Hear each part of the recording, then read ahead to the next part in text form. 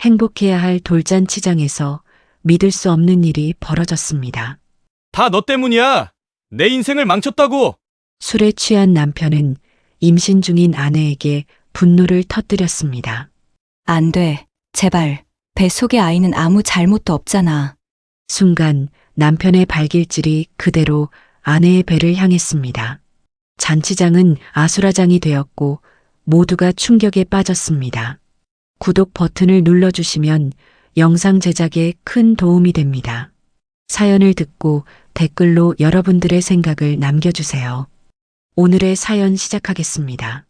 서울 강남의 대형 호텔 연회장은 화려하게 꾸며져 있었습니다. 천장에는 수십 개의 샹들리에가 빛을 쏟아내고 있었고 정원에서 공수해 온 백합과 장미가 연회장 곳곳을 채우며 진한 향기를 퍼뜨렸습니다. 이날은 윤서영과 박민호 부부의 첫째 아이 돌잔치가 열리는 날이었습니다. 연회장 입구에는 아이의 사진이 세워져 있었고 전시대에는 한 해 동안 찍은 성장 사진들이 나열되어 있었습니다. 서영은 사진을 바라보며 잠시 눈을 감았습니다. 아이의 웃음을 보니 힘든 기억들이 스쳐 지나갔습니다. 하지만 오늘만큼은 웃어야 했습니다. 괜찮아. 오늘은 울지 말자. 임신 6개월 차의 서영은 둘째 아이를 품고 있었지만 겉으로 보기엔 평온한 미소를 유지하고 있었습니다. 첫째의 잔치 자리에서 불필요한 잡음을 만들고 싶지 않았기 때문이었습니다. 그러나 연회장 안에서 들려오는 목소리들은 이미 그녀의 마음을 무겁게 했습니다. 둘째라니 참 빠르네. 요즘 세상에 보기 드문 일이야. 민호 씨가 능력은 있나? 애만 둘 낳으면 뭐해? 저 얼굴 보니 벌써 힘들어 보이네. 시댁 눈치가 보이겠다. 하객들의 목소리는 속삭임에 가까웠지만 서영의 귀에는 또렷하게 꽂혔습니다. 순간 얼굴이 붉게 달아올랐지만 서영은 억지로 입꼬리를 올렸습니다. 오늘만큼은 울고 싶지 않았습니다. 그때 시어머니 최경숙이 입장했습니다. 몸에 딱 맞는 옷차림에 금빛 장신구를 두른 그녀는 부채를 손에 쥐고 있었습니다. 그러나 표정은 잔치집의 어머니답지 않았습니다. 불만이 서려 있었습니다. 아이고, 서영아. 배는 언제까지 불러올래? 첫째 돌잔치인데 벌써. 둘째를 품고 있으니 체면이 말이 아니구나. 그 말은 명백히 며느리를 향한 것이었습니다. 서영은 고개를 숙였지만 아버지 윤상구의 눈빛은 이미 차갑게 굳었습니다. 며느리가 아이를 낳는 게 무슨 문제입니까? 아이는 축복이지요. 잔치장은 순간 조용해졌습니다. 그러나 사회자의 목소리가 분위기를 띄우려 애썼습니다. 여러분, 오늘은 귀한 아기의 첫돌입니다. 큰 박수로 축복해 주시죠. 박수 소리가 터져 나왔지만 일부는 어색했고 일부는 가볍게 흘러갔습니다. 서영은 아이를 품에 안고 자리에 앉았습니다. 아이의 눈망울은 맑았고 작은 손은 엄마의 머리카락을 잡아당기며 웃고 있었습니다. 반면 민호는 테이블 사이를 오가며 술잔을 기울이고 있었습니다. 얼굴은 벌겋게 물들어 있었고 웃음소리는 점점 거칠어졌습니다. 아이고, 오늘은 내가 주인공이지. 아버지, 어머니, 잘 키웠다 생각하세요. 내가 이렇게 살고 있잖아요. 그의 목소리에는 허세가 섞여 있었습니다. 눈빛은 불안했고 손은 잔을 쥔 채로 자꾸 떨렸습니다. 속에 쌓여있던 불만이 술 기운을 타고 피어오르는 듯 했습니다. 잠시 후 돌잡이가 시작되었습니다. 아이는 상 위에 앉았고 사회자의 선창에 따라 모두의 시선이 집중되었습니다. 자, 아기가 무엇을 잡을까요? 기대해 주세요. 아이의 손은 천천히 움직였습니다. 책을 스쳤다가 장난감 마이크를 잡았습니다. 하객들은 박수와 환호성을 터뜨렸습니다. 그런데 아이는 갑자기 울음을 터뜨리며 엄마 품을 찾았습니다.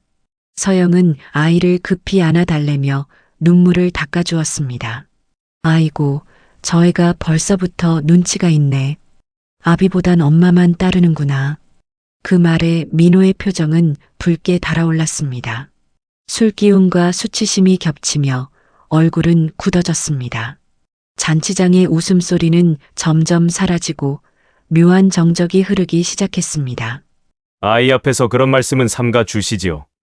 윤상구의 목소리는 낮았지만 단단했습니다. 주변은 조용해졌고 하객들은 눈치를 보며 서로의 얼굴을 살폈습니다. 그 순간 서영은 아버지의 눈빛이 전보다 더 깊고 차가워졌음을 느꼈습니다. 그의 눈에는 이미 결심이 담겨 있었습니다.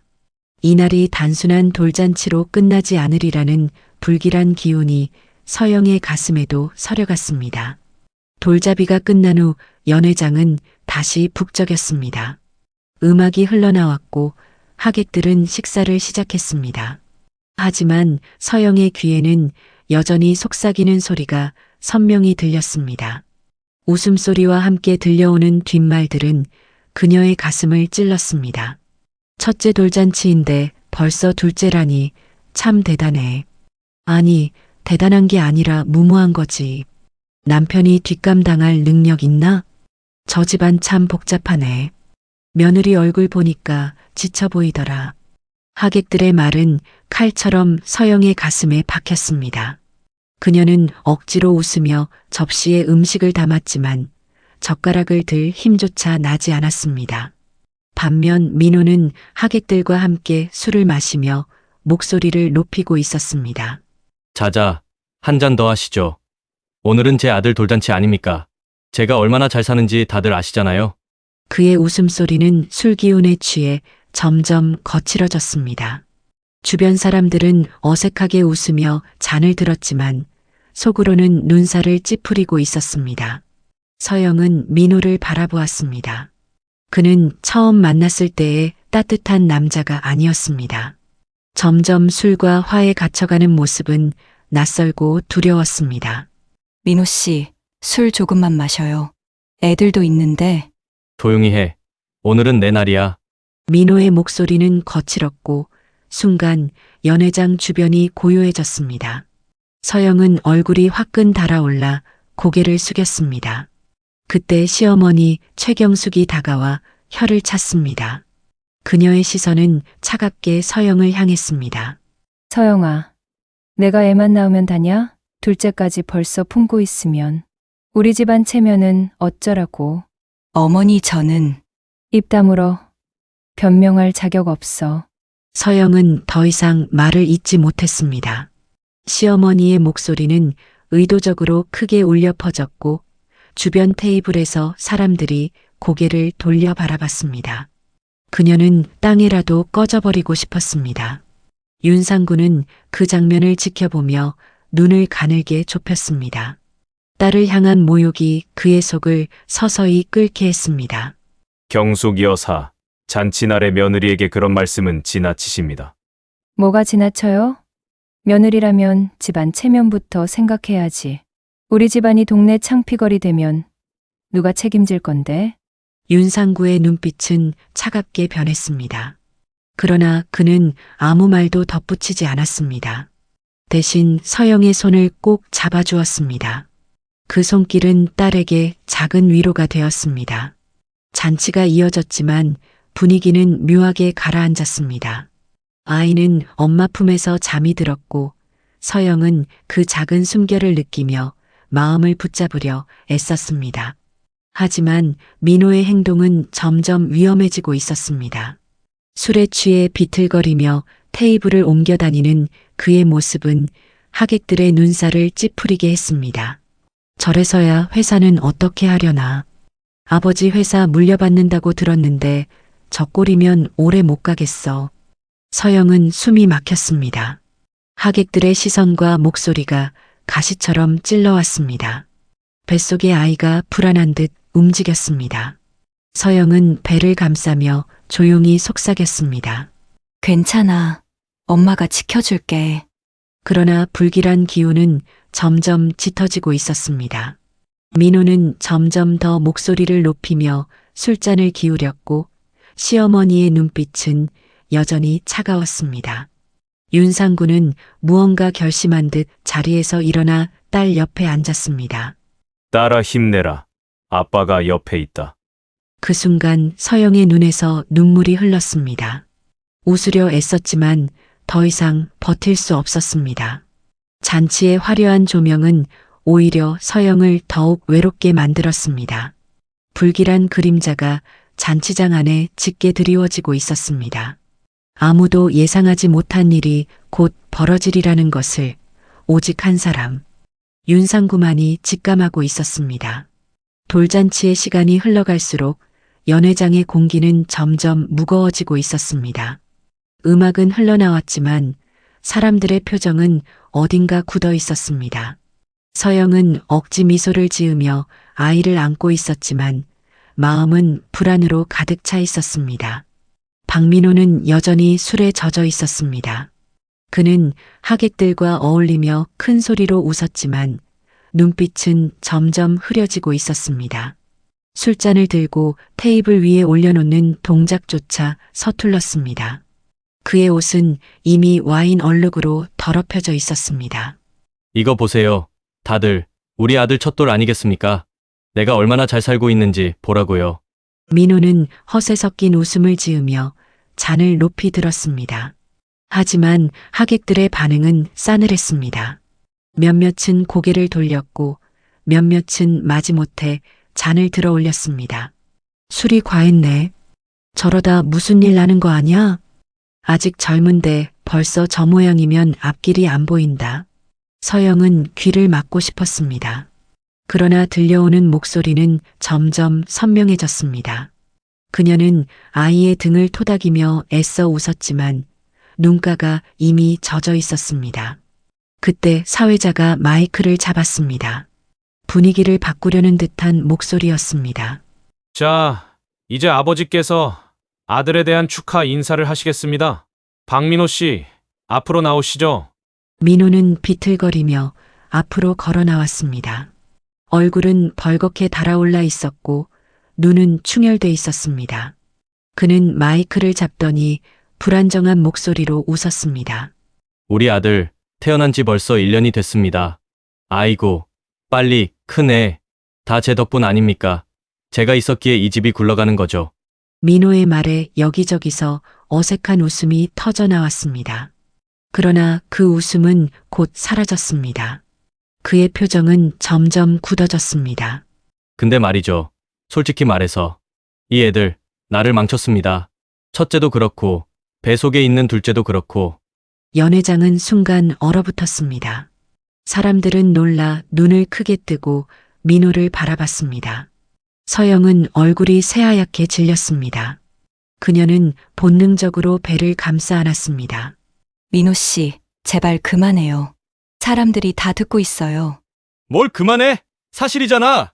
내 인생 다 망가졌다고. 민호의 고함은 연회장 전체를 울렸습니다. 하객들은 숟가락을 내려놓고 숨을 죽였습니다. 분위기는 더 이상 잔치가 아니었습니다. 그때 시어머니 최경숙이 나섰습니다. 아들을 말릴 줄 알았던 그녀는 오히려 며느리를 향해 손가락질했습니다. 다 내 탓이야.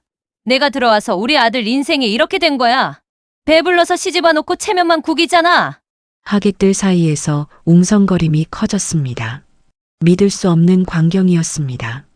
임신한 며느리를 두고 시어머니가 공개적으로 모욕을 퍼붓다니 모두의 시선이 최경숙에게 향했습니다. 저게 무슨 소리야? 피해자는 며느리인데, 아들이 술에 취해 젖골인데 왜 며느리 탓을 해? 서영은 더 이상 견디기 힘들었습니다. 눈물이 눈가를 타고 흘러내렸습니다. 그녀는 고개를 숙인 채 아이를 꼭 안았습니다. 윤상구는 그 모습을 보며 이를 악물었습니다. 그의 손이 떨렸습니다. 그러나 그는 아무 말도 하지 않았습니다. 아직은 때가 아니었습니다. 하지만 눈빛은 서늘하게 빛났습니다. 서영아, 아빠가 있다. 눈물 닦아라. 서영은 고개를 끄덕였지만 눈물은 멈추지 않았습니다. 연회장의 조명은 여전히 화려했지만 그 빛은 이제 차갑게만 느껴졌습니다. 민호는 여전히 마이크를 잡고 있었습니다. 그의 목소리는 점점 격앙되었습니다. 내가 왜 이런 꼴을 당해야 하냐고! 다 이 애들 때문이라고! 그 순간 아이가 놀라 울음을 터뜨렸습니다. 서영은 급히 아이를 달래려 했습니다. 그러나 민호의 시선은 그 모습을 향해 날카롭게 꽂혔습니다. 곧 다가올 폭풍을 누구도 막을 수 없었습니다. 연회장의 공기는 숨막힐 듯 무거웠습니다. 하객들은 이제 더 이상 수군거리지 않았습니다. 모두가 숨을 죽인 채 앞으로 벌어질 일을 두려움 속에 기다리고 있었습니다. 연회장은 숨소리조차 조심스러웠습니다. 민호의 말은 이미 선을 넘어 있었습니다. 아버지와 어머니조차도 멀찍이 앉아 눈치를 보고 있었습니다. 사회자는 억지로 분위기를 돌리려 했지만 목소리가 떨려 있었습니다.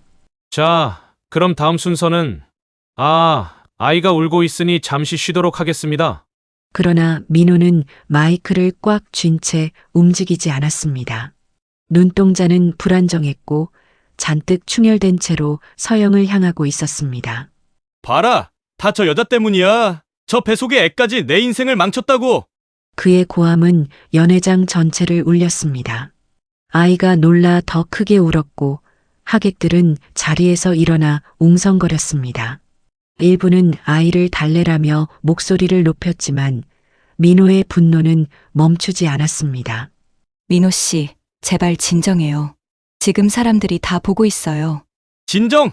내가 왜 진정해야 돼? 내 인생이 다 끝났는데!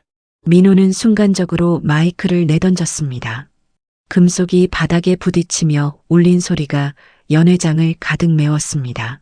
모두의 시선이 그에게 쏠렸습니다.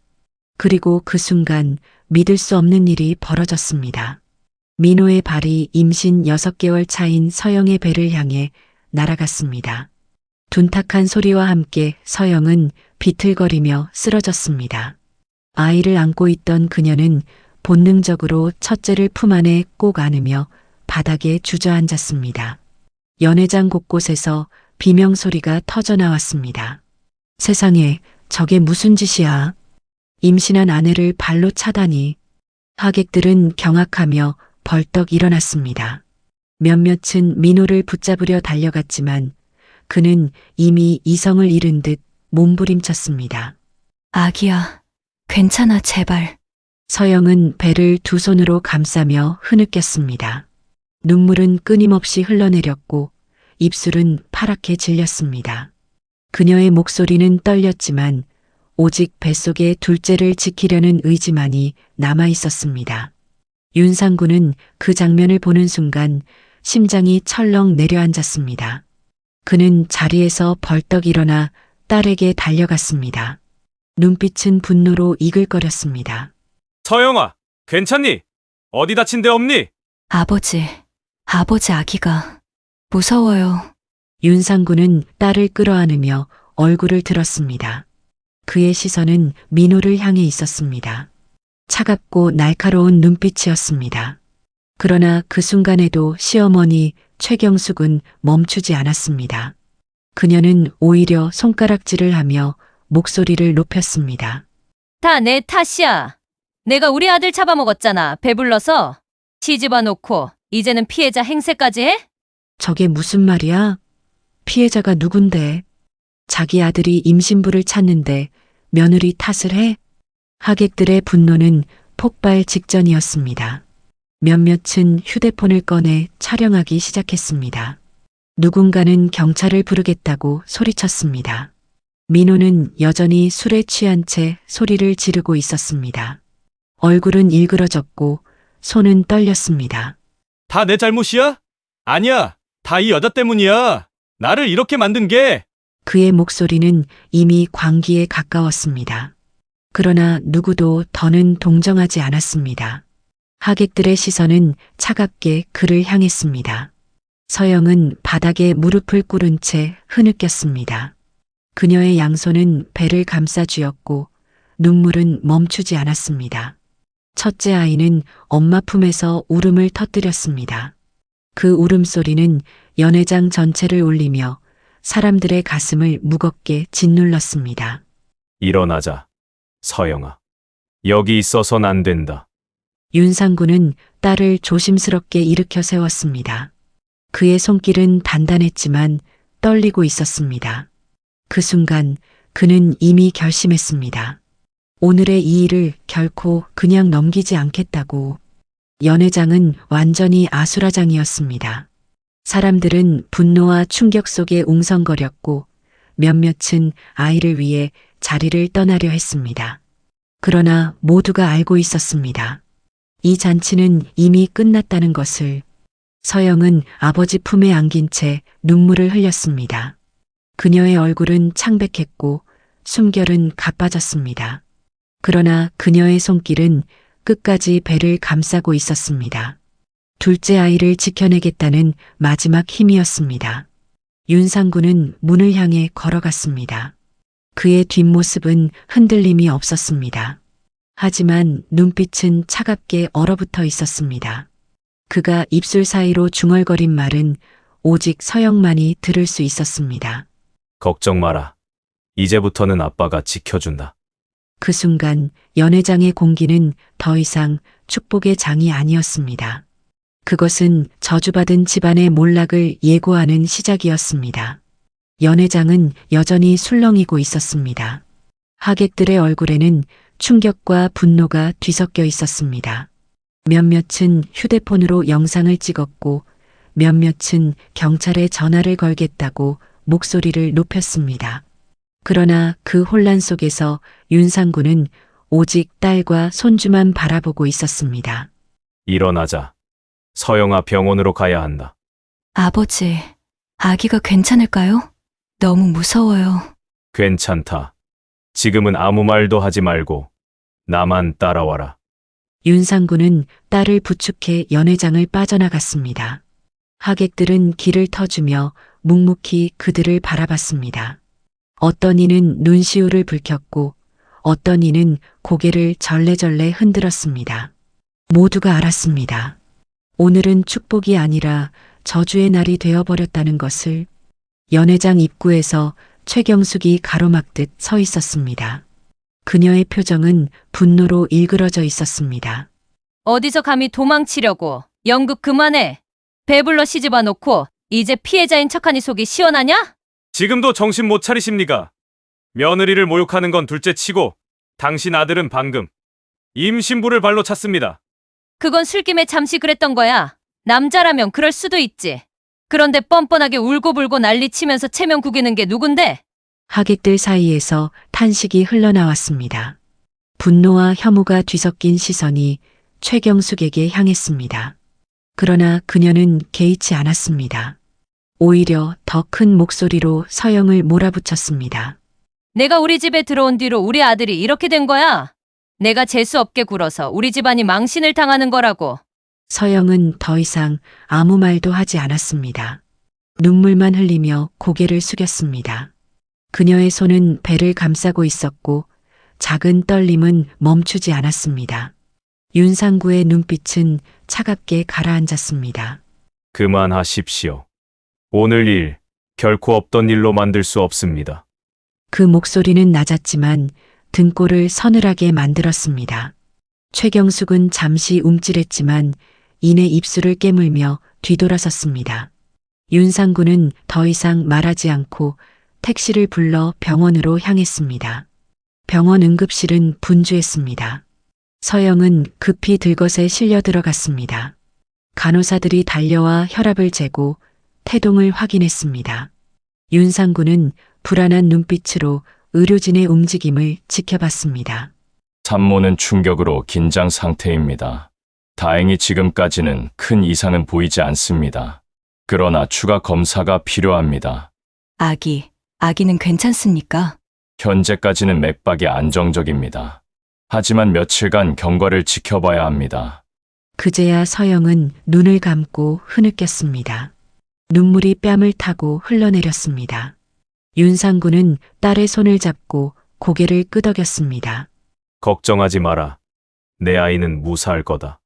그리고 오늘의 일은 반드시 대가를 치르게 할 것이다. 서영은 아버지의 손을 꼭 잡았습니다. 그녀의 눈빛에는 여전히 두려움이 가득했지만 아버지의 목소리에서 작은 안도감을 느꼈습니다. 그날 밤 병원 복도에 앉은 윤상구는 창밖을 바라보았습니다. 도시의 불빛이 반짝였지만 그의 눈빛은 냉정하게 얼어붙어 있었습니다. 전화기를 꺼내 들었지만 아직은 걸지 않았습니다. 차분하게 순서를 정리하고 있었습니다. 성급히 굴지 마라. 차근차근, 그러나 철저하게. 그의 마음속에는 이미 복수의 설계도가 그려지고 있었습니다. 딸과 손주를 울린 대가를 반드시 치르게 하리라는 결심이었습니다. 그것은 단순한 분노가 아니라 철저한 정의의 실행이었습니다. 한편 연회장에 남아있던 시댁 사람들은 여전히 상황을 제대로 파악하지 못했습니다. 하객들은 이미 대부분 자리를 떴고 남은 것은 술에 취한 민호와 목소리를 높이는 최경숙 뿐이었습니다. 박도연은 고개를 감싸쥐고 앉아 있었습니다. 이제 끝이야. 우리 집안 끝났다고. 끝이라니. 우리가 뭘 잘못했어? 다 저 계집애 때문이지. 그러나 아무도 그녀의 말에 동의하지 않았습니다. 친척들마저도 고개를 돌리며 조용히 연회장을 빠져나갔습니다. 민호는 탁자에 쓰러져 중얼거렸습니다. 다 내 잘못이 아니야. 그 여자가 날 이렇게 만들었어. 그러나 그의 목소리는 더 이상 힘이 없었습니다. 잔치장은 텅 비어가고 있었고 남은 것은 쓰디쓴 술 냄새와 사람들의 비난뿐이었습니다. 병원 침대에 누운 서영은 여전히 눈을 감은 채 배를 어루만지고 있었습니다. 그녀의 입술은 파르르 떨렸습니다. 그러나 마음속 깊은 곳에서 하나의 목소리가 되살아났습니다. 아버지가 했던 말이었습니다. 아빠가 지켜줄게. 이제는 내가 울지 않게 할 거다. 그 말은 서영의 심장을 붙잡는 마지막 힘이었습니다. 그리고 동시에 시댁 집안이 앞으로 맞이하게 될 무너짐의 서막이기도 했습니다. 밤새도록 병원의 불빛은 꺼지지 않았습니다. 윤서영은 응급실에서 여러 검사를 거쳤습니다. 그녀의 손은 여전히 배를 감싸고 있었고 눈가에는 마른 눈물 자국이 남아 있었습니다. 윤상구는 의자에 앉아 꼼짝도 하지 않은 채 딸을 지켜보고 있었습니다. 새벽 무렵 담당 의사가 조심스럽게 다가왔습니다. 그는 차트를 들여다보며 한숨을 내쉬었습니다. 다행히도 태아의 맥박은 안정적입니다. 산모도 충격은 받았지만 큰 이상은 없습니다. 그러나 며칠간은 입원해서 경과를 지켜봐야 합니다. 아기가 정말 괜찮은 거죠? 현재로서는 그렇습니다. 하지만 충격이 컸으니 무조건 안정을 취하셔야 합니다. 서영은 그제야 작은 눈물을 흘리며 고개를 끄덕였습니다. 윤상구는 눈을 감고 깊은 숨을 내쉬었습니다. 다행이라는 안도와 함께 분노가 다시금 치밀어 올랐습니다. 고맙습니다. 선생님. 하지만 이 일은 절대 그냥 넘어가지 않을 겁니다. 의사는 잠시 고개를 끄덕였을 뿐 아무 말도 하지 않았습니다. 그러나 그의 눈빛은 모든 것을 알고 있다는 듯 차분했습니다. 병실 안은 고요했습니다. 서영은 침대에 누워 있었고 윤상구는 의자에 앉아 딸의 손을 잡고 있었습니다. 서영의 눈은 여전히 불안했지만 아버지의 손길에서 작은 위안을 찾았습니다. 아버지, 저 이제 어떻게 해야 할까요? 아이들을 제가 지킬 수 있을까요? 내가 혼자가 아니다. 아빠가 있지 않느냐. 내가 울지 않게 내가 모든 걸 막아낼 거다. 민호 씨랑 시댁은 절대 변하지 않을 거예요. 제가 아무리 참아도 결국엔 그럴수록 내가 해야 할 일이 분명해졌다. 오늘 그 집안이 보여준 모습은 이미 끝을 드러낸 거다. 윤상구의 목소리는 낮고 단호했습니다. 그 속에는 흔들림 없는 결심이 담겨 있었습니다. 아침이 밝자 윤상구는 잠시 병실을 나와 복도에서 전화를 걸었습니다. 그의 표정은 더 이상 평범한 아버지가 아니었습니다. 로펌에서 수십 년을 보낸 노련한 전략가의 얼굴이었습니다. 민수야, 나다. 오늘 당장 사무실로 와라. 긴급히 처리할 일이 있다. 민수는 윤상구가 가장 신뢰하는 후배이자 비서실장이었습니다. 몇 분 뒤 키 큰 남자가 서류 가방을 들고 병원 복도로 들어왔습니다.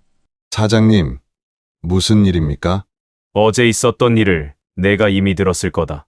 우리 딸 돌잔치에서 내 사위란 놈이 임신한 아내를 발로 찼다. 예, 기사도 돌기 시작했습니다. 현장에서 찍힌 영상이 온라인에 퍼지고 있습니다. 이미 조회수가 수십만을 넘겼습니다. 좋아. 여론은 이미 움직였다.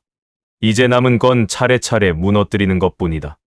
윤상구의 눈빛은 차갑게 빛났습니다. 민수는 그 시선을 보며 가볍게 고개를 숙였습니다.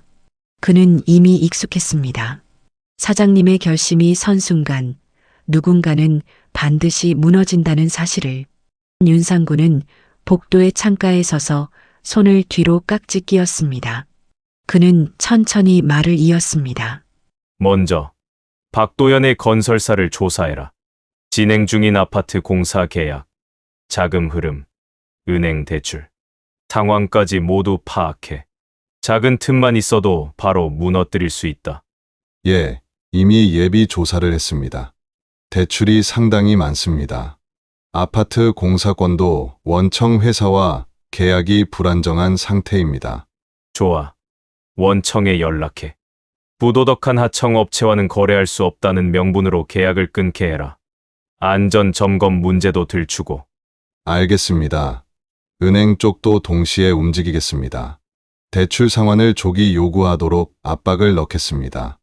윤상구의 입가에 서늘한 미소가 스쳤습니다. 그것은 복수의 첫 발걸음이었습니다. 그 시각 병실 안에서 서영은 아이의 사진을 바라보고 있었습니다. 첫째가 돌상을 앞에서 웃고 있는 사진이었습니다. 그러나 그날의 웃음 뒤에는 지워지지 않을 상처가 남았습니다.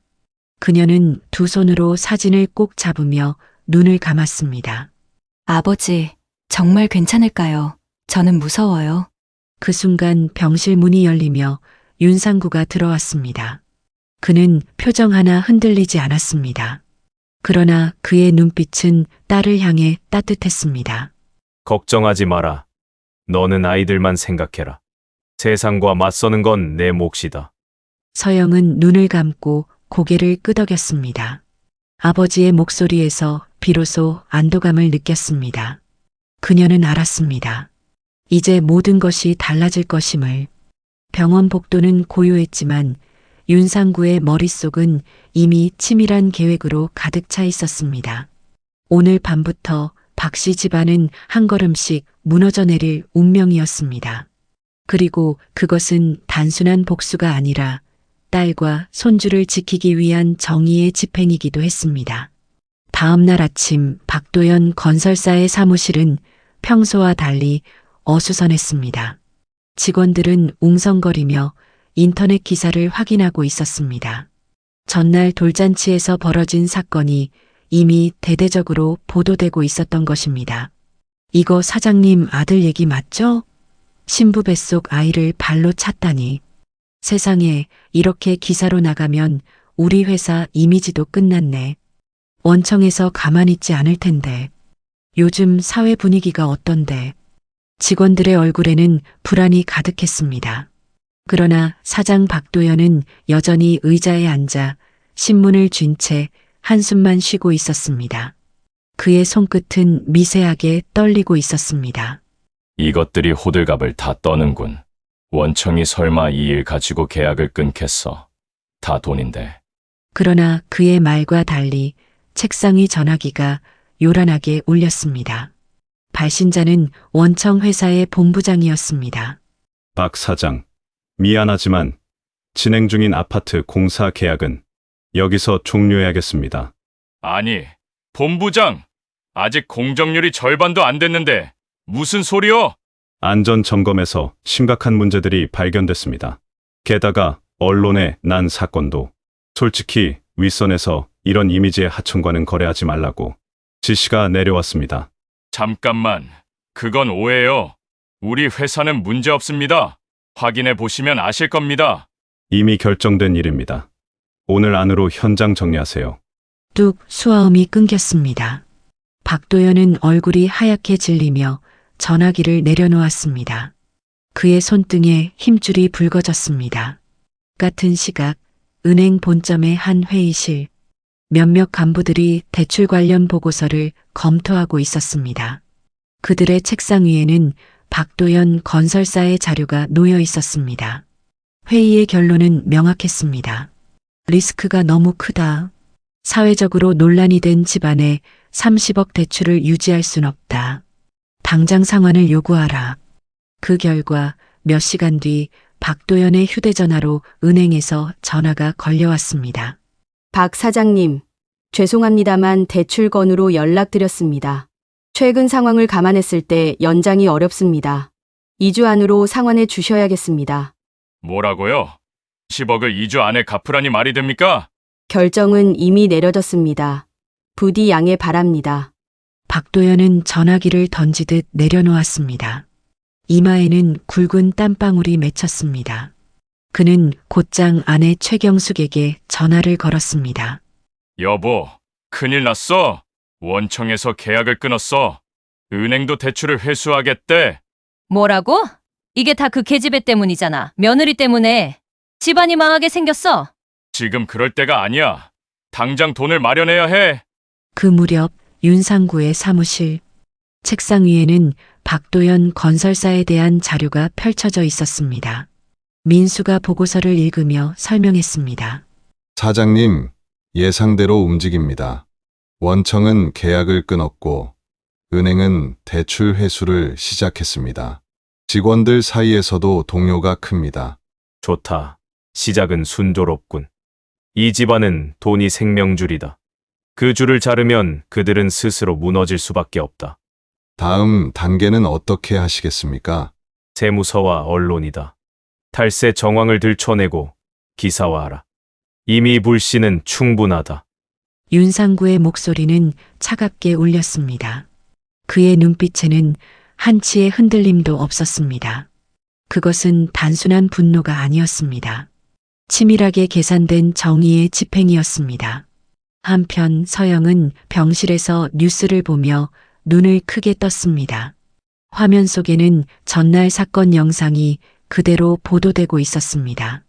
남편이 자신을 향해 발길질하는 장면, 그리고 쓰러진 자신의 모습까지 그대로 담겨 있었습니다. 서울 강남의 한 돌잔치장에서 믿을 수 없는 사건이 벌어졌습니다. 남편이 임신한 아내를 폭행한 장면이 포착돼 사회적 공분을 사고 있습니다.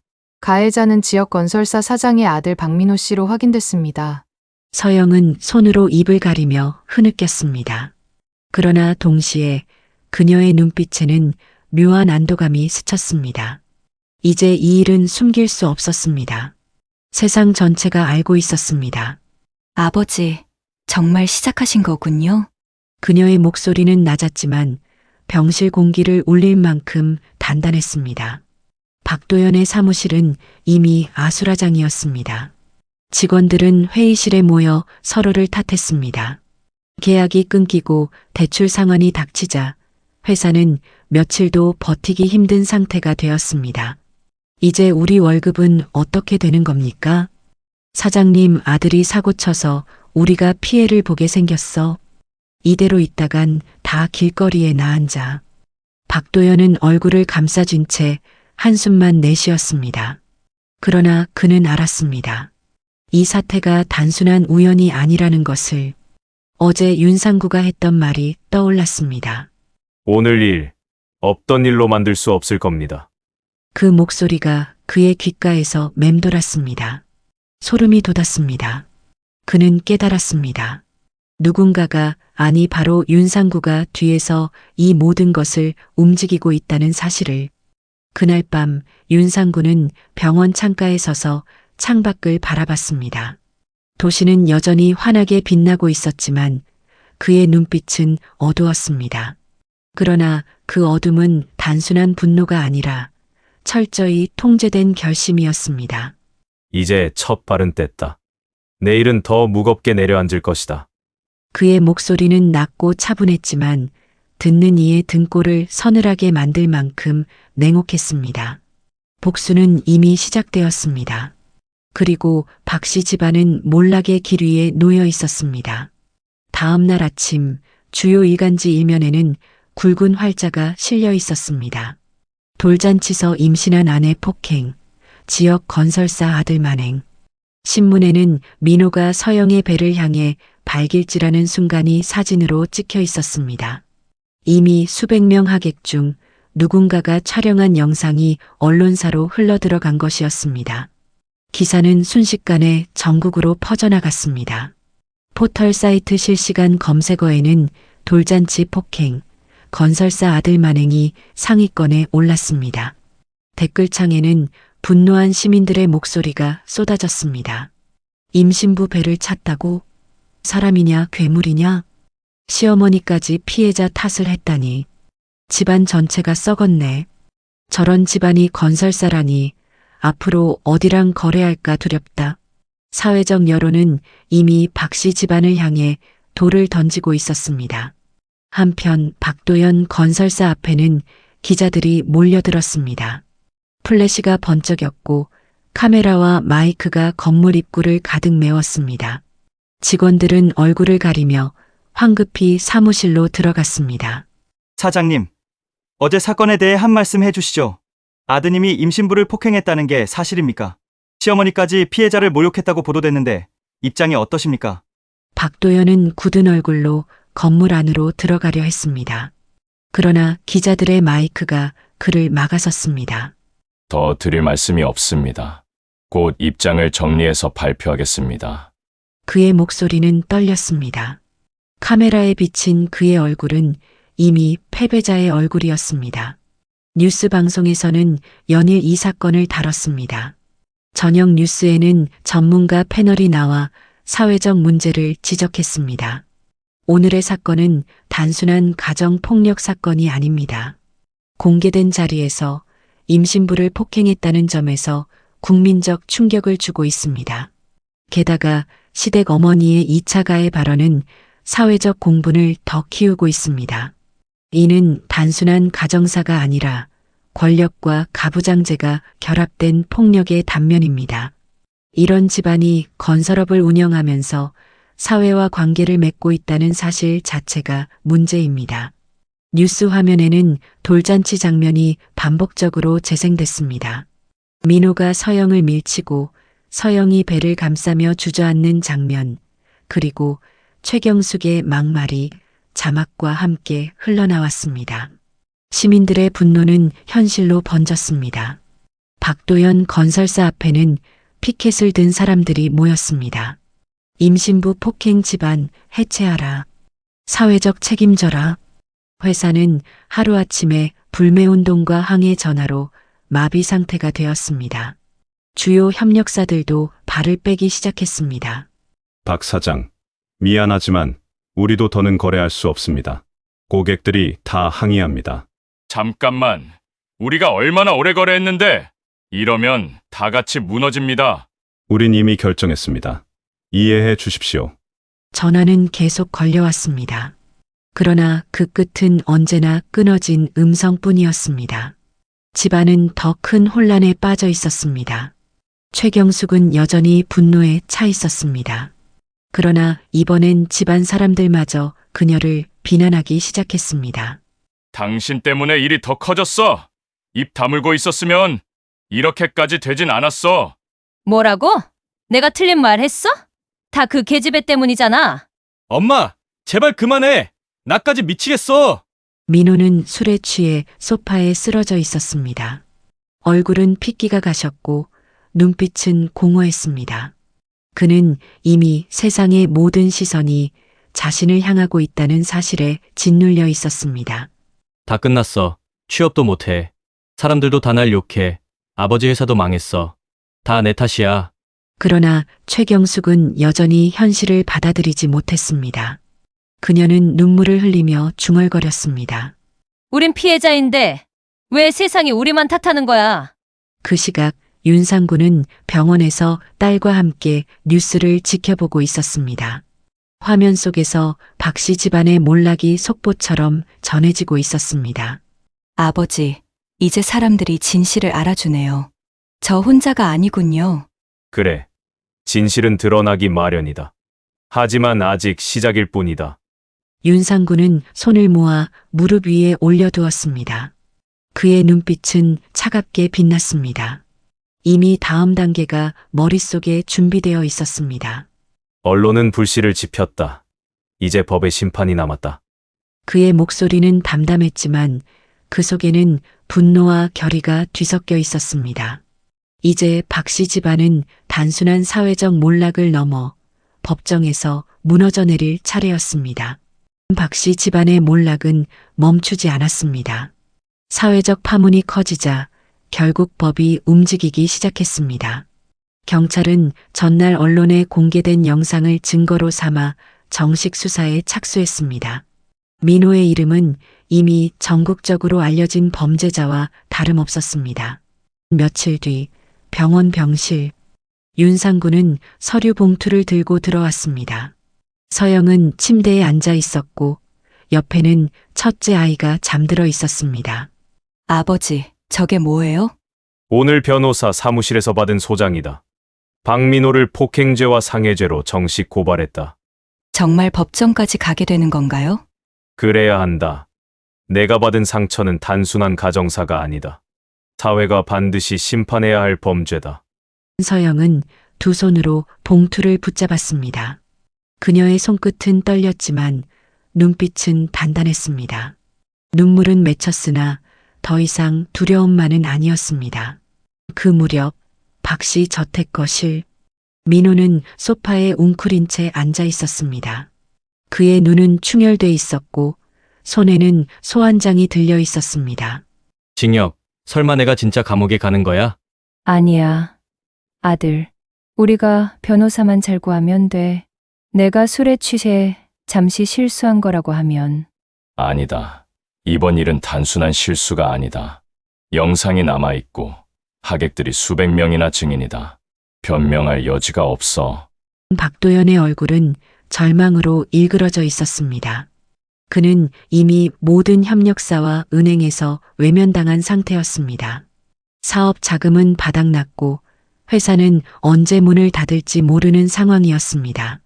게다가 변호사들조차 사건을 맡으려 하지 않아 다들 이미지가 나빠진다며 거절한다. 이젠 국선 변호인에 의존해야 할지도 몰라. 아버지, 나 어떡해? 나 진짜 감옥에 가기 싫어. 걱정 마라. 내 아버지가 어떻게든 막아줄 거야. 내가 직접 피해자 집에 가서 무릎 꿇고 빌어도. 그럴수록 더 큰 망신이다. 이미 늦었어.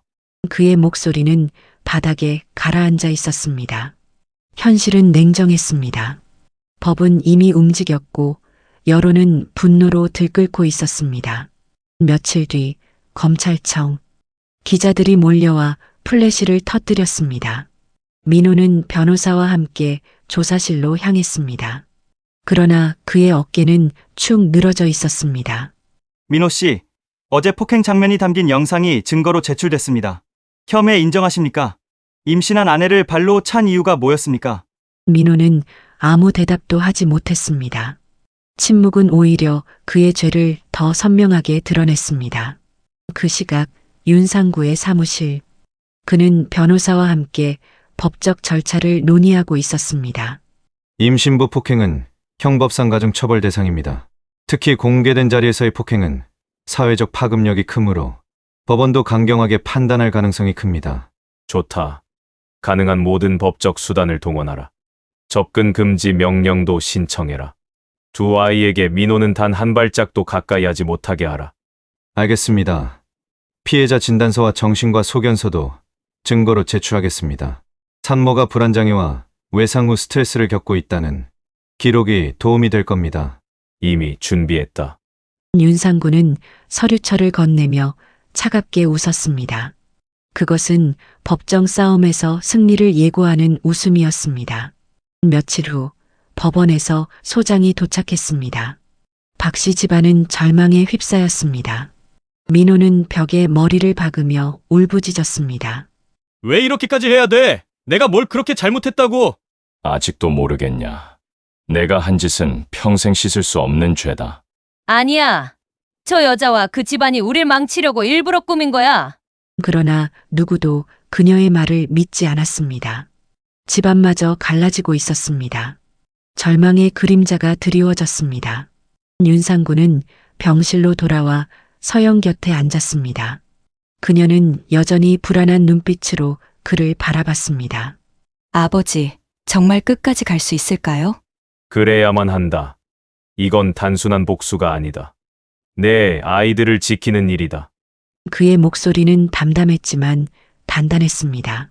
서영은 그 말에 고개를 끄덕이며 눈물을 닦았습니다.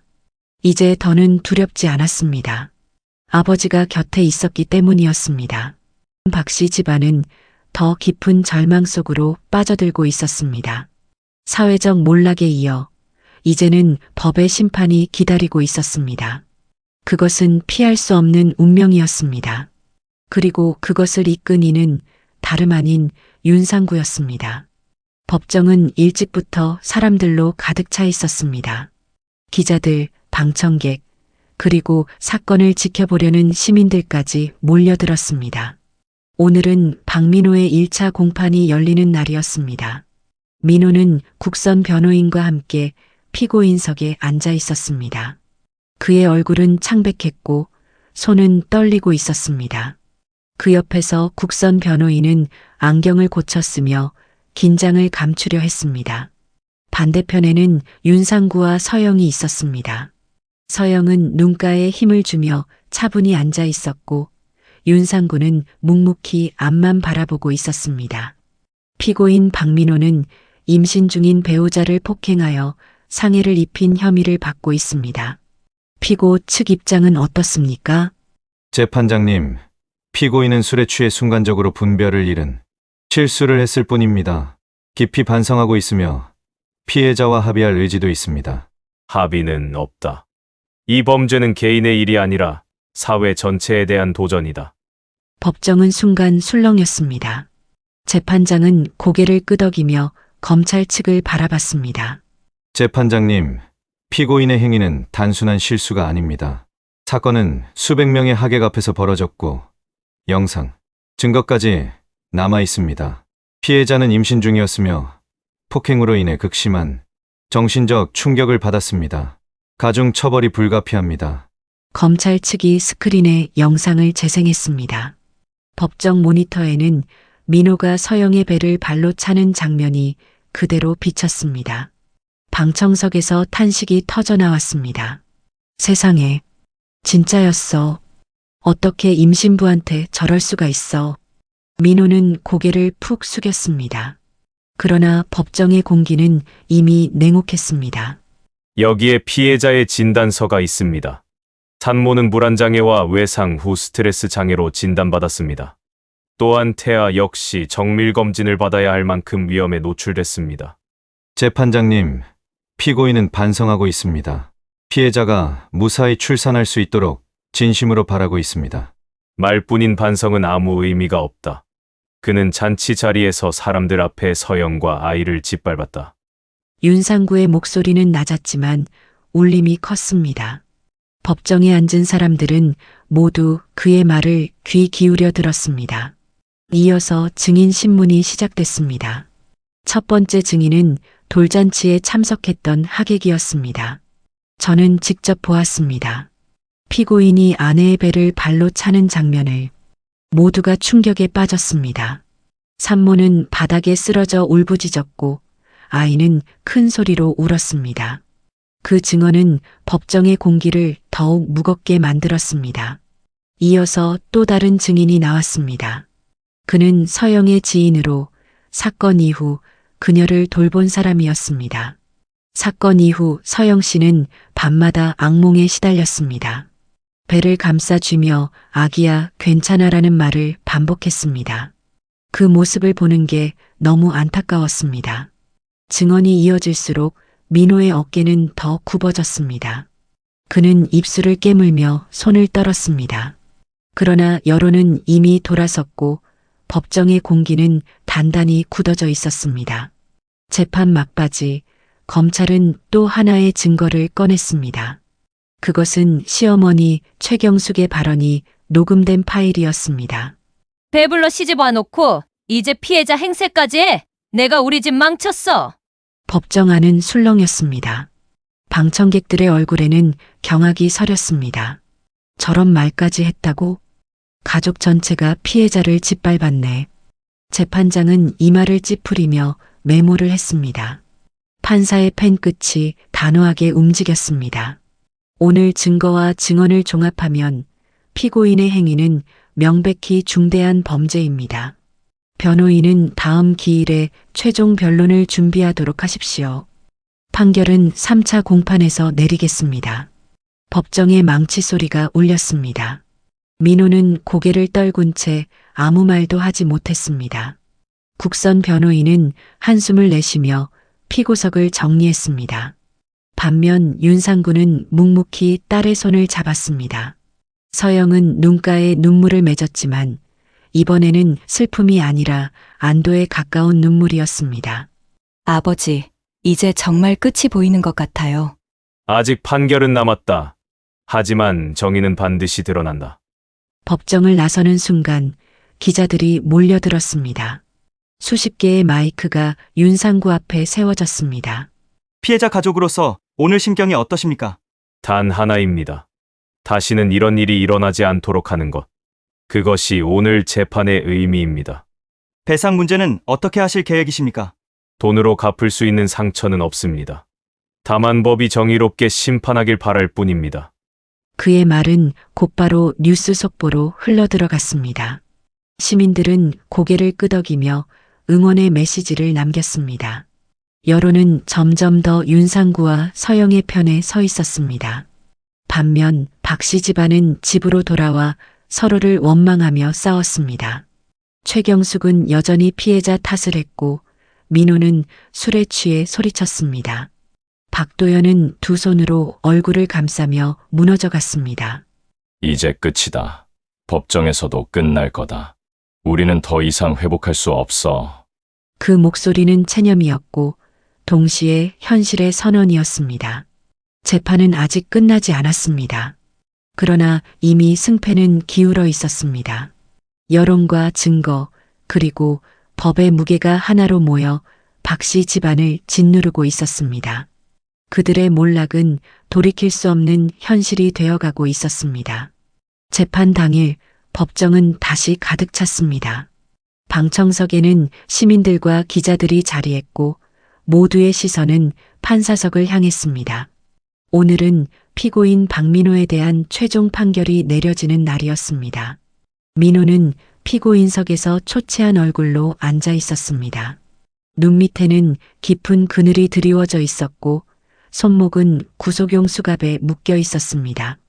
그의 옆에는 국선 변호인이 마지막 변론 준비를 하고 있었습니다. 반대편에는 윤상구와 서영이 나란히 앉아 있었습니다. 서영은 얼굴이 창백했지만 눈빛은 단단했습니다. 피고인 박민호에 대한 판결을 선고하겠습니다. 법정 안은 숨조차 죽인 듯 고요했습니다. 방청석의 모두가 긴장된 눈빛으로 판사의 입술만 바라보고 있었습니다. 피고인은 배우자가 임신 중임을 알고도 폭행을 가했습니다. 이는 가정 내 갈등의 차원을 넘어 생명을 위협한 중대한 범죄입니다. 또한 공개된 자리에서의 폭행으로 사회적 파장은 극심했습니다. 피해자와 태아가 극심한 공포와 불안을 겪었습니다. 법정 공기가 무겁게 내려앉았습니다. 판사의 목소리는 단호하고 냉철했습니다. 따라서 본 법원은 피고인 박민호에게 징역 3년을 선고합니다. 또한 피해자에게 위자료 및 정신적 손해배상금 1억 원을 지급하도록 명령합니다. 추가로 피해자 및 자녀에 대해 100일 이내 접근 금지 명령을 내립니다.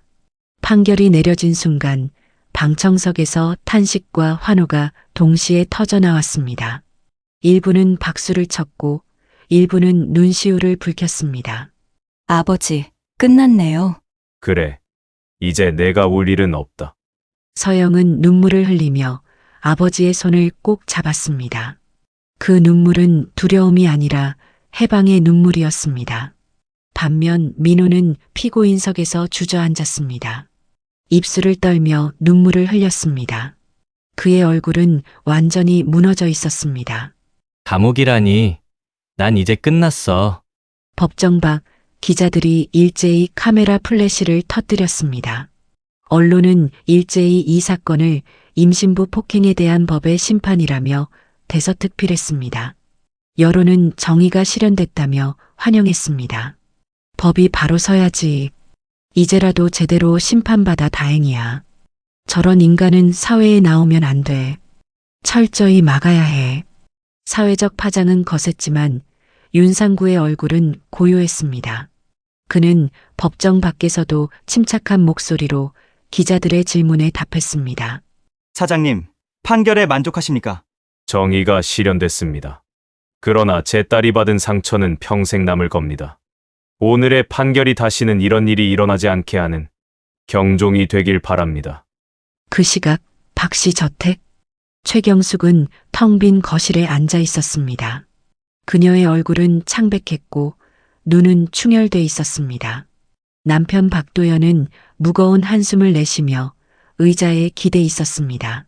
끝났다. 민호는 감옥에 갔고 회사도 끝났어. 우리는 이제 아무것도 남지 않았어.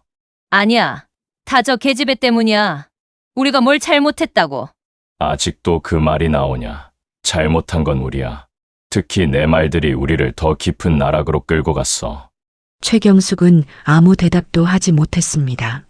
눈물만 흘릴 뿐이었습니다. 집안은 이미 무너졌고 남은 건 폐허뿐이었습니다. 재판을 마치고 돌아온 병실, 윤상구는 서영과 아이 옆에 앉았습니다.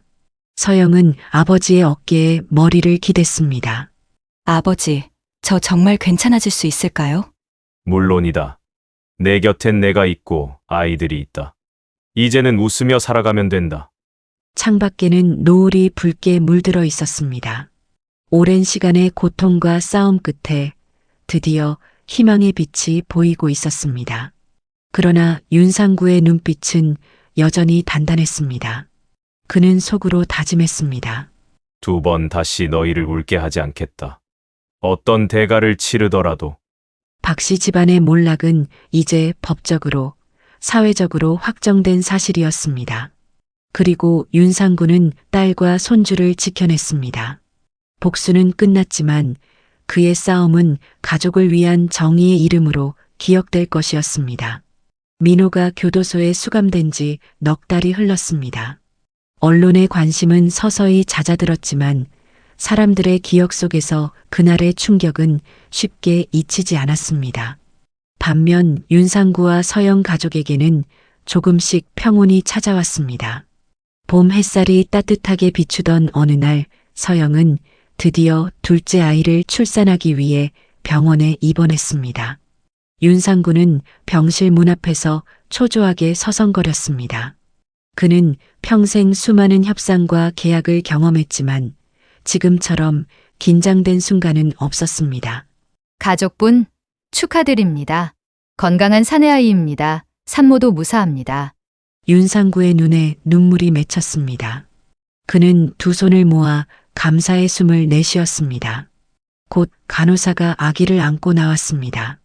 작은 손이 움찔거리며 허공을 향해 뻗어 있었습니다. 할아버지시죠? 아기를 안아보시겠어요? 그래, 내 손자구나. 윤상구는 떨리는 손으로 아기를 조심스럽게 받아 안았습니다. 아기는 고요히 잠들어 있었고 작은 호흡은 따뜻했습니다. 순간 지난 몇 달간의 분노와 고통이 한순간에 녹아내렸습니다. 잠시 후 병실 안. 서영은 창백한 얼굴로 누워 있었지만 눈빛만큼은 평온했습니다. 그녀는 아버지가 안고 있는 아기를 보며 미소를 지었습니다. 아버지 정말 예쁘죠? 응. 세상에서 가장 소중한 보물이구나. 이제 내가 두 아이의 엄마가 되었구나. 잘 키울 수 있을까요? 혼자서. 혼자가 아니다. 아빠가 있잖아. 우리가 함께 키우는 거야. 서영은 눈가에 눈물을 머금으며 고개를 끄덕였습니다. 그녀의 마음은 여전히 상처투성이었지만 그 속에 새로운 희망이 자라나고 있었습니다. 며칠 뒤 가족은 집으로 돌아왔습니다. 거실에는 새로 태어난 아기를 위한 작은 흔들 침대가 마련되어 있었습니다. 첫째 아이 지우는 동생을 신기한 듯 바라보다가 조심스레 다가갔습니다. 그래, 내 동생이구나. 이제 내가 누나니까 잘 지켜줘야 한다. 지우는 뿌듯한 표정으로 고개를 끄덕였습니다. 집안은 오랜만에 따뜻한 웃음소리로 가득했습니다. 한편 민호의 집안은 완전히 몰락해 있었습니다. 건설사는 파산했고 집은 경매에 넘어갔습니다. 최경숙은 친척들마저 외면한 채 쓸쓸히 지내고 있었고 박도연은 병원 신세를 지고 있었습니다. 그들의 몰락은 돌이킬 수 없었습니다. 그러나 윤상구는 더 이상 그들의 소식을 궁금해하지 않았습니다. 복수는 끝났고 남은 것은 딸과 손주를 지키는 일이었습니다. 저녁 무렵 윤상구는 거실 소파에 앉아 손자를 품에 안고 있었습니다. 아이의 작은 손가락이 그의 주름진 손을 꼭 잡았습니다. 그는 눈을 감으며 속으로 다짐했습니다. 이 아이만큼은 어떤 고통도 겪게 하지 않겠다. 2번 다시 너희 모녀를 울게 하지 않겠다. 창밖에는 저녁 노을이 붉게 번지고 있었습니다. 길었던 싸움은 끝났고 새로운 시간이 시작되고 있었습니다. 윤상구는 손자의 숨결을 느끼며 조용히 미소 지었습니다. 이제 그들의 삶은 복수가 아닌 사랑으로 채워질 차례였습니다. 그리고 그 사랑은 앞으로도 오랫동안 이어질 것이었습니다. 때로는 사랑하는 사람을 지키기 위해 우리는 강해져야 합니다. 윤상구처럼 말이죠. 그의 복수는 단순한 분노가 아니라 딸과 손주를 향한 깊은 사랑이었습니다. 세상에는 여전히 많은 서영이들이 있을 겁니다. 혼자서 아이를 품고 상처받으며 살아가는 사람들 말이에요. 하지만 기억하세요. 당신 곁에도 분명 윤상구 같은 사람이 있을 거라는 것을. 가족의 사랑은 세상 어떤 것보다 강합니다.